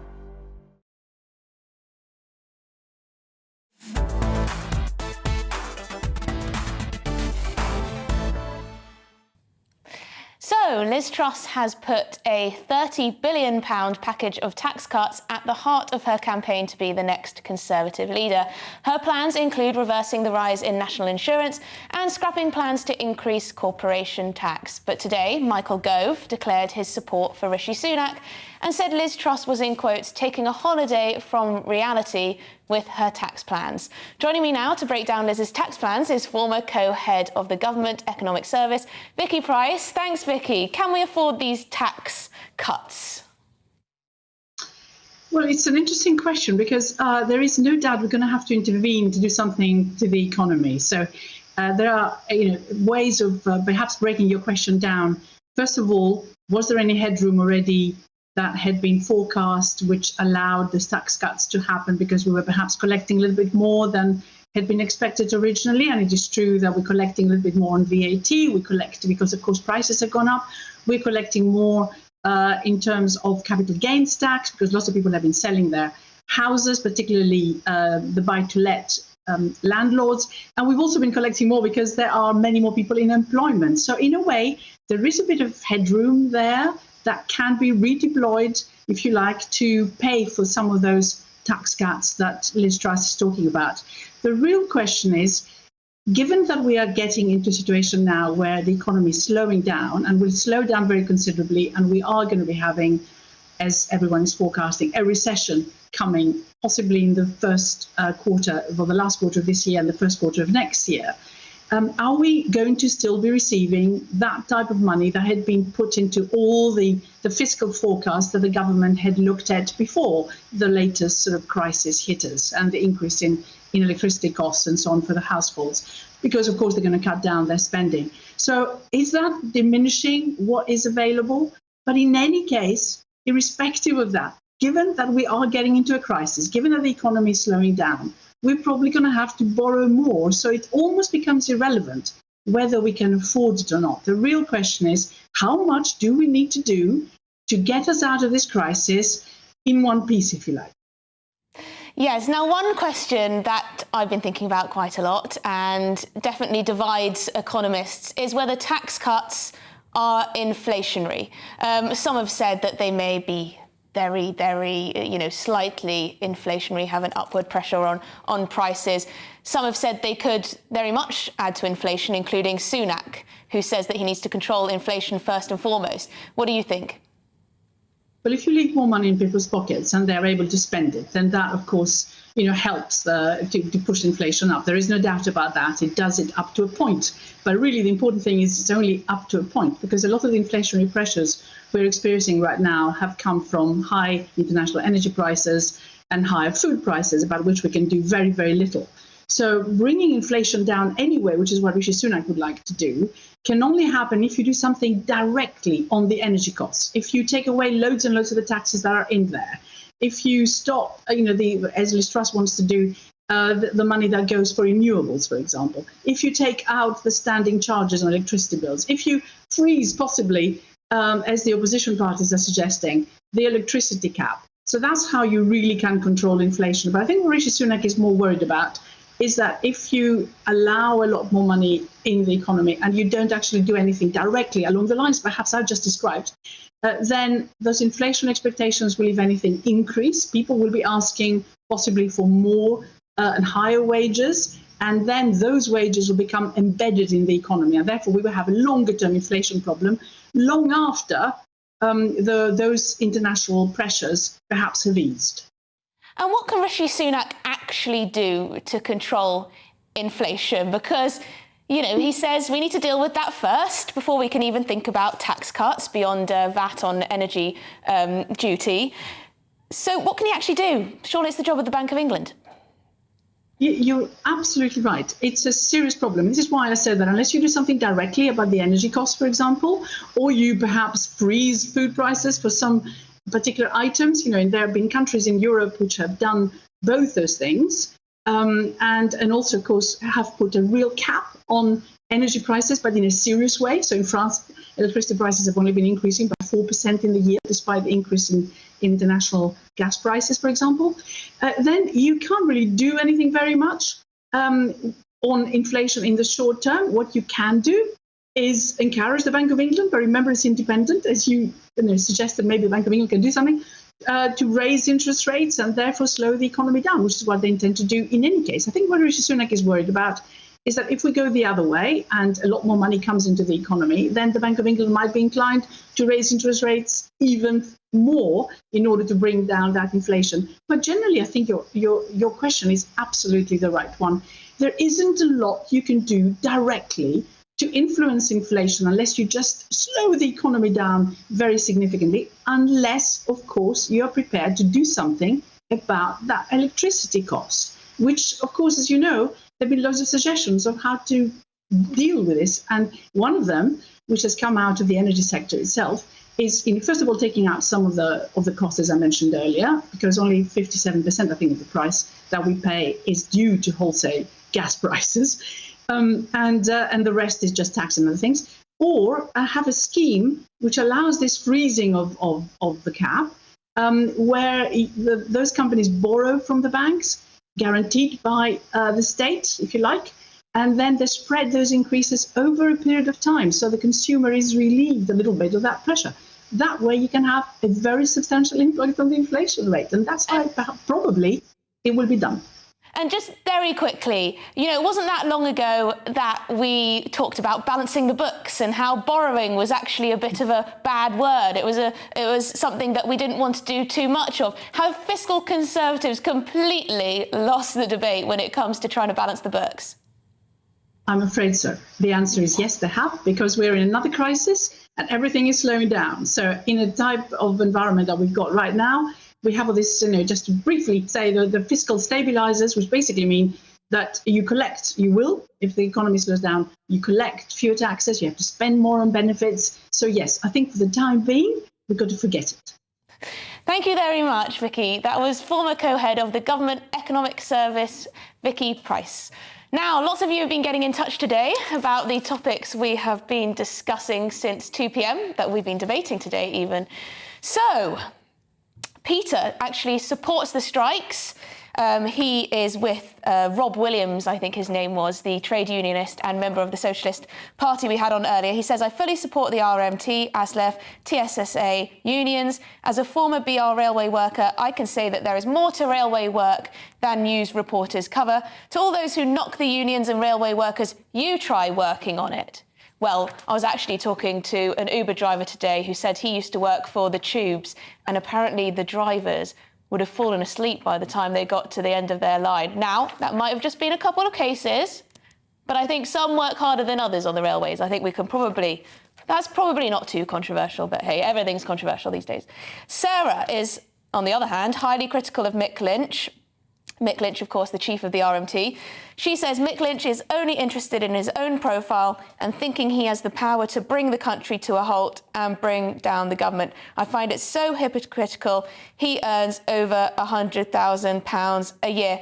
I know Mick Lynch does like to present himself as, the leader of the working people. The leader of the working people when he himself has a six-figure salary. not to be sniffed at. But I think, you know, you can support the railway workers and their right to strike, and at the same time understand that this is also about bringing down the Tory government, and for some also bringing some kind of socialist utopia at the same time. So I think you can believe both things at the same time. But anyway, we're going to have to move on from our views. Thank you so much for getting in touch. Now, we're moving on. You're with GB News on TV, online and on DAB radio. My autocue just slipped there. Anyway, next, we'll be asking if it's time for cyclists to be treated like cars. That means insurance, speed limits and registration plates. Now, this will be box office. We've got a cyclist activist and a car fanatic going head to head, so don't miss out. Before we get stuck into that, it's time for a check on the news headlines with Tatiana Sanchez.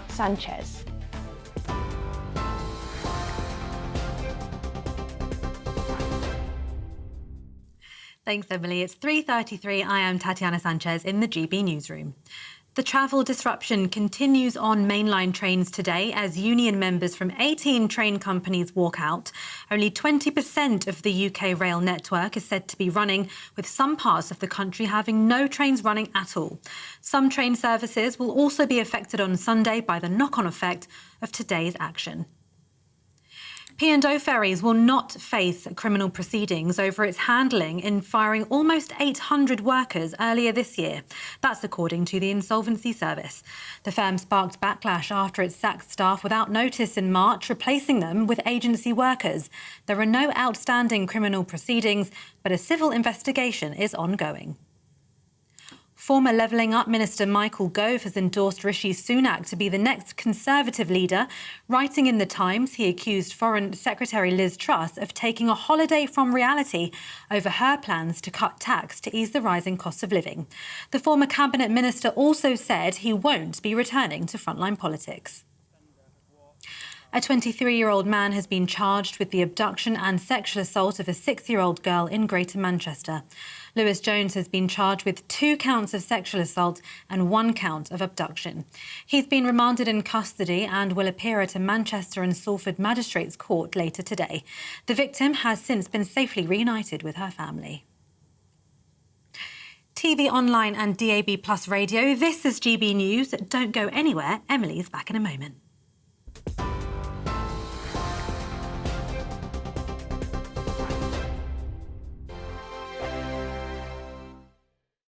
Join my show Farage, 7 p.m. till 8 p.m. Monday through Thursday, and there you will get opinion, analysis, debate, and I'll cover stories that nobody else dares to touch. You've been cancelled. Join the club. Oh my goodness me! And then for the last 15 minutes, talking pints. We're over a drink. We have a civilised conversation with someone. We very often disagree, but we do it in a grown-up way. Come and join me on Farage.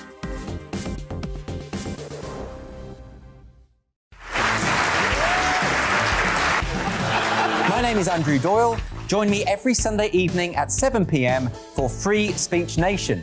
This is a show where we address current affairs and news stories of the week with the help of 2 wonderful comedian panellists. I brought in comics because I want to give it a lighter edge, and also they work for less. See you there.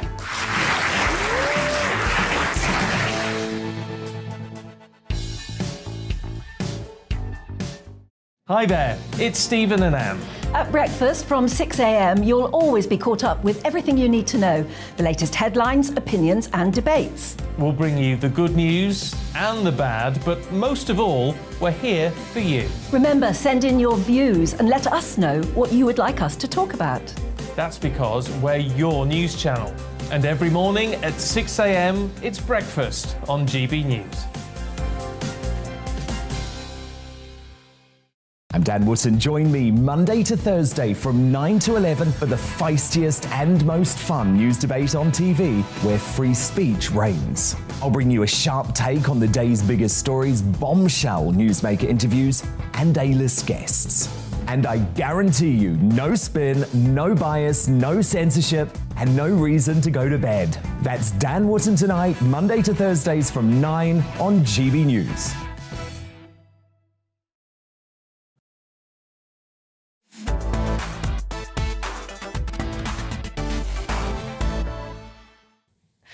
Now, there was outrage this week, there always is, over Liz Truss's claim that British workers needed to have more graft and work harder.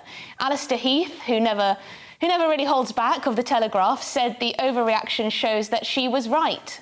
So have Brits become allergic to constructive criticism? And are many of us just a little bit work shy? Joining me now to break this down is the political and social commentator and another fan favourite, Emma Webb. Emma, do you think Liz Truss was right? Are we all getting a little bit lazy, or are some of us a little bit lazy? Well, I think the first thing to say is that Liz Truss's comments were from a while ago. So this is something that, as was pointed out in that Telegraph article, something that people thought was a sort of gotcha moment, that she'd said something that was horribly offensive. And I think that there is a degree of truth in what she said. I think those who are particularly angry about this will either be angry because they are particularly hardworking individuals, or they'll be angry because they feel that they have themselves been seen. I think there's nothing wrong with suggesting that we need a little bit of more graft in our society. And the fact is that it's demonstrable that we have become a less productive society. We are increasingly bureaucratic, increasingly less efficient. And as was pointed out in that Telegraph piece, we have a number of jobs that really shouldn't exist. Things throughout, particularly so within government or throughout the civil service, positions that in the NHS, for example, are focusing more on the bureaucratic side, on equality and diversity, rather than on actually serving patients. So I think that one of the points that was made is that actually we're not necessarily channeling our efforts and our working ability into the areas that would actually make us more efficient. And that this is something that is going to make us poorer in the long term and isn't going to be good for Britain. It seems that there are so many jobs that don't actually produce or create anything or add any value, even in some of our, big corporations. They have more diversity and inclusion jobs than you can shake a stick at. Going back to the entitlement Britain, I mean, I'm sure you remember when it seemed like on every front page of every tabloid, there was a story about benefit scroungers. There were documentaries and TV shows and, morning breakfast shows where they'd always have a benefit scrounger who'd had 8 kids and was on, disability allowance and every single allowance under the sun. We don't want to go back to that, do we, where we sort of have poverty porn or benefits porn?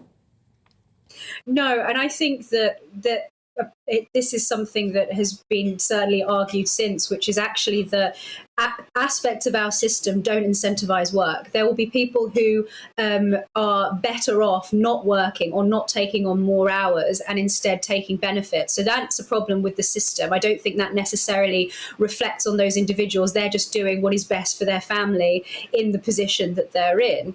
But I think that this is more an issue to do with the sort of the middle class jobs, I suppose you'd say, white collar jobs, that we have what has been joked about in relation to the Soviets, that you have people employed to dig holes and other people employed to fill them in again.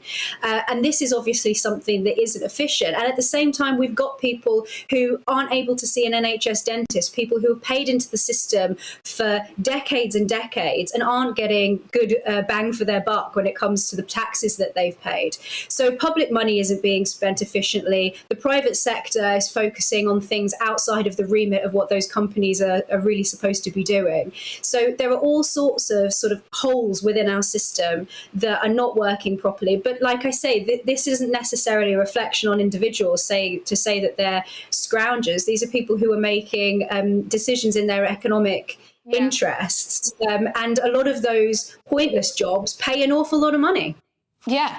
Well, Sean, I'm just going to bring Sean Bailey in, who's my presenter's friend keeping me company today. Do you think Brits are a little bit too entitled? There's a few things to say here. Firstly, the whole benefit scrounger stuff, that isn't the issue in our economy. Our economy, the issue right here, right now, is these middle-class jobs that pay huge sums of money, that produce absolutely nothing. Some of these jobs are actually counterproductive, and that's what we really need to look at. That would save us much more money than going after benefit scroungers. That's the first thing. The second thing to say, parts of the country are very ambitious, are very efficient. London has long led the country in productivity. I think that's one of its proudest boasts. It is a world-class city when it comes to productivity. You can compare it to anybody else in the world. But what we need to do is look at our economy very closely. We have record levels of employment, but we also have record levels of vacancies. There's a number of jobs that people in Britain simply won't do, and that says something about what we're prepared to work at. I remember growing up, I've temped, I've picked fruit, I've cleaned windows, I've swept factories because it was a way of making an income. And I think we need to go back to our communities and say two things. One, we'll let you keep the money you earn, because that makes almost any job worth doing. And two, to work is a good thing for you, for your mental health, for the state of your family, and for the state of our economy. We have insulated too many people from the realities of the economy, hence the strikes we're having today. Yeah, and it's something that Alistair Heath mentions in his article as well, is that sort of we have a tendency to have a bit of a victimhood mentality. You know, we'd rather blame how we were brought up, or, you know, the teacher who bullied us, or the system. We hear that so much, blame the system, when actually so much is within your control. Anyway, we lost Emma Webb there, but we're moving on to our big debate of the show. Now, cyclists could face 20-mile-per-hour speed limits and may have to display number plates as part of proposals to crack down on dangerous riders. The Transport Secretary, Grant Shapps, says that because more roads are adopting lower speed limits, cyclists can easily exceed them. The number plates would be required to punish those who break the rules and impose similar responsibility to those behind the wheel of a car. Joining me now to discuss this is the cycling rights activist Dave Sherry and founder... we've just got Howard, actually. We've just got Howard Cox, who is, of course, the founder of Fair Fuel UK and does do a tremendous job, I must say, of campaigning for those who choose to drive by car and van or whatever motor vehicle they choose to have. Anyway, Howard, so apparently a lot of people back this plan of Grant Shapps, or at least what he's considering, that cyclists should have to have insurance and keep to speed limits and other regulations like the rest of us driving. What do you make of it? Well, can we just say straight away, and thank you for having me on your show, look, I'm not anti-cycling and I'm not anti-cyclists. What I'm anti is dangerous road usership.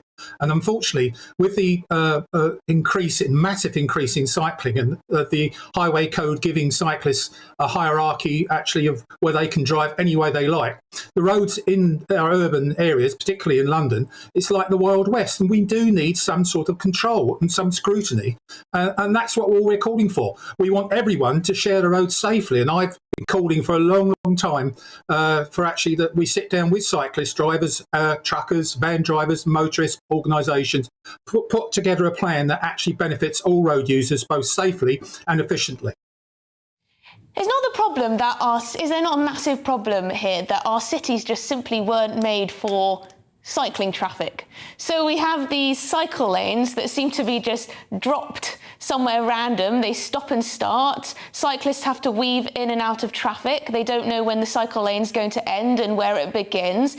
It's just very dangerous. We don't have a modern city like, I don't know, in the US, or we don't have a very flat place like Amsterdam where cycling's very easy. Are we trying to create a cycling haven in a city that's just simply not made for it?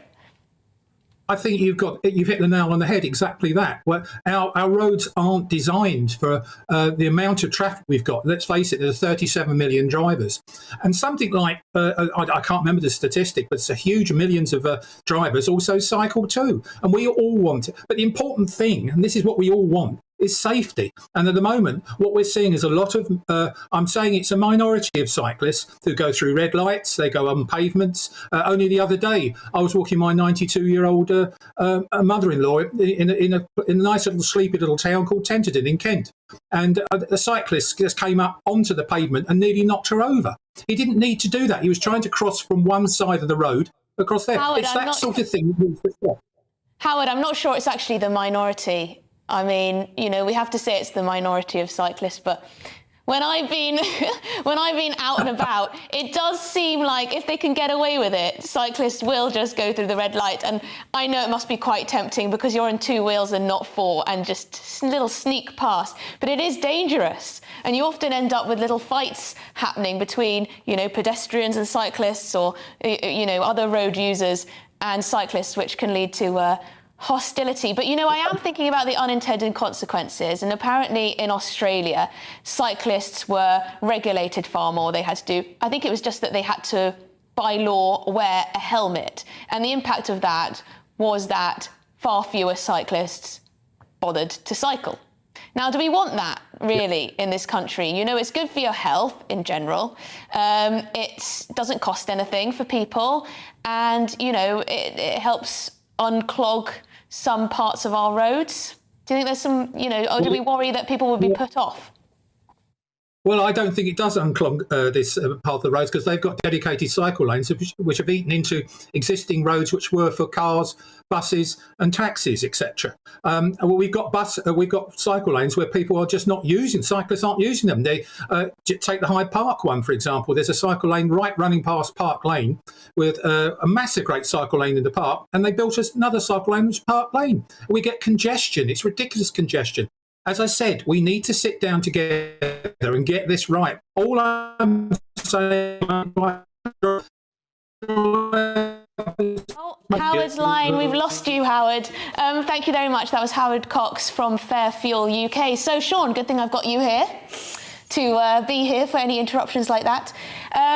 What do you make of this? Do you think cyclists are menaces or they're the future? I want to add the nuance. The first thing to say is... Always adding nuance, Sean. Right. But has there been a massive rise in cycling? Especially when you consider the amount of money we've pumped into cycling. Every time somebody talks to me about cycling, they're talking percentage terms. I want raw data figure. That's the first thing, because in London, we spent nearly $1 billion on cycling lanes, so we need to see some return for that. The second piece is, I don't think you can regulate cyclists. And I'll give you a scenario. It'd be too difficult, wouldn't it? Well, I started riding on the road when I was 11 years old. Legally, I could not be insured. You couldn't insure me. You were cycling on the road at 11 years old? At 11 years old. I used to ride a BMX all the time on the road. The point is, you couldn't have given me insurance. You just simply couldn't have done. And all the other pieces as well, we actually have the rules already to deal with cyclists. It's about enforcement. So if a policeman sees a cyclist do something crazy, they could stop that cyclist and deal with them. We need to encourage that to happen more. And yes, we may need to change the legal system so there can be fines more regularly, they can have their bikes confiscated, whatever it is. Those things need to happen much more. That will change the scene. And one last thing to say about the Australian experience. It was said that because Australian cyclists were more regulated, they had to wear a helmet, less people cycled. I wonder how many less people were injured as well. Because injury can lead to the death of that person or other persons involved in the crash, and of course a strain on the health services. So when you say unintended consequences, that might have been the intended consequence to see less people. To me, it just seems there's a battle between cyclists and motorists for the road. And it's going to always be dangerous. And now you add e-scooters into the mix. I'm sorry, but I have tried cycling once in central London and never again, Sean. I cycle and drive all the time. It was so dangerous. It was so dangerous. I cycle and drive all the time. I do both, so I understand these things. The war between cyclists and motorists has been driven by a few very militant cyclists who are online, who started campaigns, who jump out and film people. Most cyclists just want to get to work or family, A to B, because it's cheaper. Sean, but there are some men in Lycra who do try to go as fast as they can, and I think they go through red lights so that they can get their time. So they can say, "Oh, I beat yesterday's commute. I've done it in 22 minutes. Yesterday I only did it in 23 minutes." Meanwhile, they've knocked over a grandma on a wheelchair or something. I'm sure there is, but there's very few. Anyway, we've got to move on, Sean. Very few. You can tell he's a cyclist. Moving on to my final story. What is the weirdest item you've ever taken on holiday? No rude items, please. Well, apparently kettles, oven trays and toasters are counted amongst the bizarre items that Brits have packed in their suitcase before jetting off on holiday, as well as home comforts, of course, like tea bags, baked beans and jam. 1 in 5 of respondents also admitted to taking their own cutlery, glasses, plates and bowls. They must be absolutely crockers. I did not write that joke. Anyway, Lisa Minot, travel editor at The Sun, joins me to discuss this. What strange items have you brought on holiday? Actually, quite a few. I've just come back from a holiday in the south of France. We've got a caravan in the south of France, and actually I'm one of those people that does take a lot of stuff with me. For me, number one, have to take down those two things is my knives and tea towels. I have to have decent tea towels, and I need my knives so that when I'm cooking down there, I've got proper knives. It does sound a bit odd, but everyone has their own little quirk, and those things that you're used to using at home be worse off. I'm surprised you haven't had problems with that getting it through the the airports. Although presumably you drive down, do you, in your caravan? Oh, lovely. We drive, yeah. Lovely. So so what do Brits bring from this survey? What do they bring that is strange to even you? Well, I mean, I think I was surprised by the fact that 1 in 20 of us are taking oven trays, kettles and toasters on holiday. Toasters, I can sort of understand. If you are obsessed with your morning cup of tea and toast, generally across Europe, it's not a normal item. People don't tend to use toasters. In the likes of Spain and France, they'll have fresh croissants or they'll have baguettes. They don't tend to have toast. So for some people, I can see that it probably would have been, something they'd want to take with them. But how on earth you get that through an airport is beyond me. I'm one of those people who, if I've got my wallet and I've got my passport, I'm good to go. The rest I'll risk the rest. I'll risk forgetting my tea bags and things. But it is funny how Brits, do you think this is something that is uniquely British? I mean, do the Germans bring along their Kuchen, or do, the French bring along their, what would they bring along, their croissant mix? Is this a British thing? I think it's a particularly British thing, but I also know I've got friends in the south of France, Dutch friends, who bring their sprinkles, the things that you give the kids in the morning in Holland. They have that on their bread, sprinkles, and they've brought that to the south of France for years. So I think we all have those little things that are something that we don't want to forget from home. Now, I'm all about embracing the culture that you're going to and making sure that you soak up the incredible atmosphere in all these places we go to. But a cup of PG tips, I think, for some people is a non-negotiable. Perhaps Marmite and even baked beans. It's the kind of thing that, although we're on holiday, we still want some of those little home comforts to come with us. Fair enough. I've got Sean Bailey here in the studio. Sean, do you bring your knives on holiday, a bit of baked beans? I don't bring my knives, but I can name the essential things you need to bring on holiday. Radio control car, camera, drone. You absolutely have to bring jam, and you cannot leave this country, particularly if you're on a plane, without your own tea bags. If you do not bring tea bags, you will not have a decent cup of tea until you get home. I think that's fair enough, Lisa. I think probably everyone... I think tea is the most normal thing for Brits to bring. I haven't seen the survey, I haven't monitored it, haven't looked at it very closely, but I think tea must be number one, Lisa. It was the number one, yeah. 47% of us admitted to taking tea bags away on holiday with us. And actually, it's really easy. You can pack them into any bag. But the survey did also find, and this I'm not surprised about at all, that 90% of us overpack when we get on our holidays.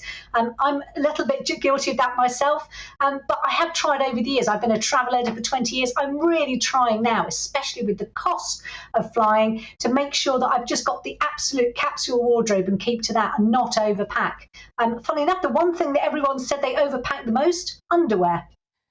Yeah, I've packed 10 dresses and I end up wearing the same one for most of the holiday just because it's my favourite. Anyway, that was Lisa Minot, travel editor at The Sun. Thank you very much for your time. So, you've been watching Real Britain with me, Emily Carver. Thank you very much for your company. And Sean Bailey, thanks very much for your time. The show is on every Saturday and Sunday at 2 p.m. But for now, I will leave you with the weather. Looking ahead to this evening's weather, and the UK is looking largely dry in the south as showers fade, but further rain in the north. Let's take a look at the details. Any daytime showers across the southwest will quickly fade away this evening, leaving a dry end to the day with plenty of clear spells. It will be breezy though, especially along the coast. Showers also fading across the southeast, leaving a fine end to the day with plenty of late evening sunshine across the region. The showers, though, may well continue across Wales, with a band of heavier rain reaching the north of the country throughout the evening. This band of rain will also start spreading into the far north of the Midlands, with some gusty wind associated with it. Further south, it should be a largely dry end to the day. After a wet afternoon, northern parts of northern England will turn drier this evening, but across the south, the rain band will still be around with some heavy bursts of rain possible. Showers also across Scotland will tend to become confined to northern and western parts during the evening. Some of the showers will be heavy in places and accompanied by some gusty winds. A few showers may also continue across northern and western parts of Northern Ireland, but for most, it will be dry this evening with some late spells of sunshine. The rain band will sink a little further south overnight with a few showers elsewhere, especially in the northwest. And that is how the... Hello, I'm...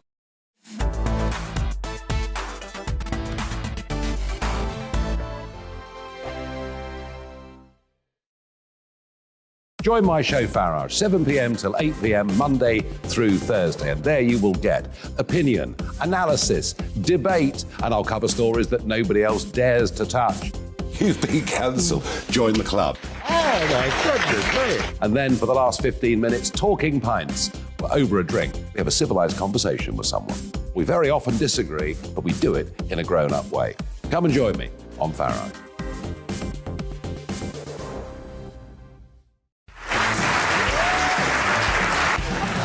My name is Andrew Doyle. Join me every Sunday evening at 7 p.m. for Free Speech Nation. This is a show where we address current affairs and news stories of the week with the help of two wonderful comedian panellists. I brought in comics because I want to give it a lighter edge, and also they work for less. See you there.